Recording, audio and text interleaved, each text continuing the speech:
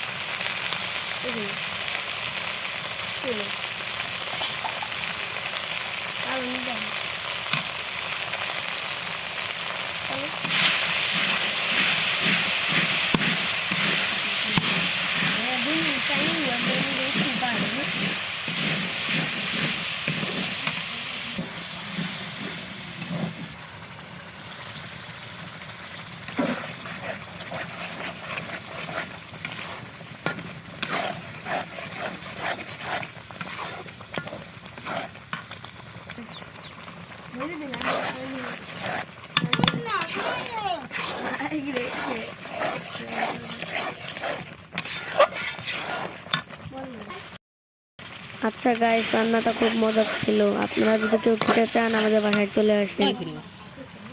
বাসায় আসলেই হবে না, হাতে করে কিছু নিয়ে আসতে হবে, নাহলে এখানে কোনো খাওন নাই।